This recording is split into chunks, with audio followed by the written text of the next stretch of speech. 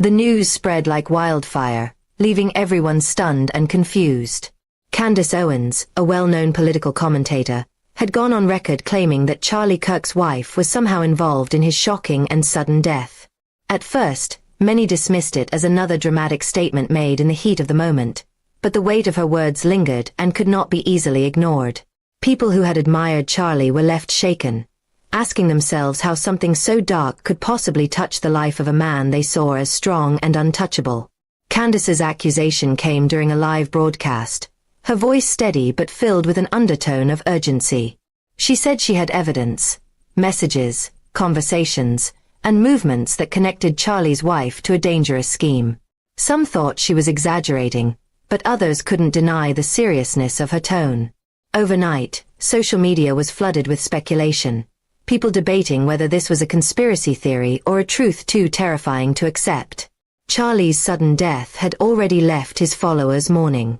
He had been young, powerful, and charismatic, someone who seemed to have everything in order.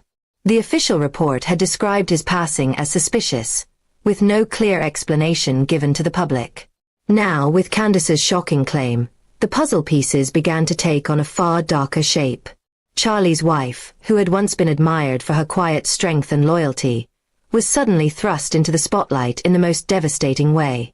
Neighbors reported that she looked pale and withdrawn when she stepped outside, avoiding eye contact with cameras and journalists who crowded her home. Some saw this as the behavior of a grieving widow, while others whispered that it was the look of someone hiding a guilty secret. Police officials tried to calm the chaos by reminding everyone that the investigation was ongoing, but the public had already made up its mind. Every detail of Charlie's marriage was pulled apart and analyzed. Old photographs, public appearances, and interviews were replayed as people searched for clues they had missed before. Was there tension between them?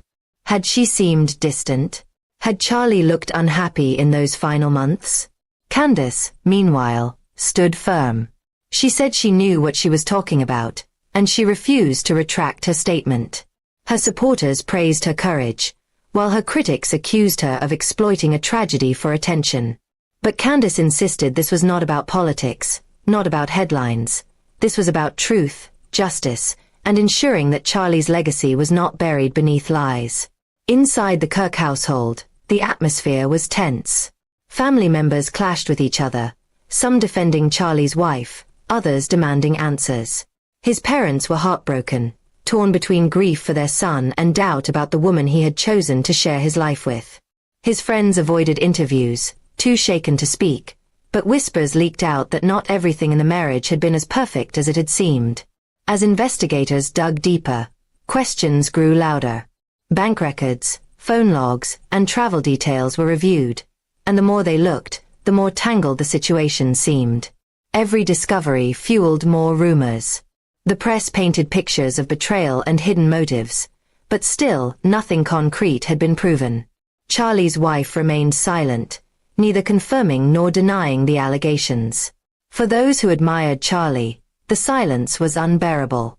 People wanted a clear answer. They wanted justice, or at least peace.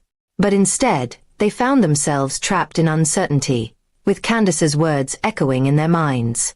Was she truly revealing a dark truth, or had grief and politics twisted the story beyond recognition? Weeks turned into months, and the investigation dragged on.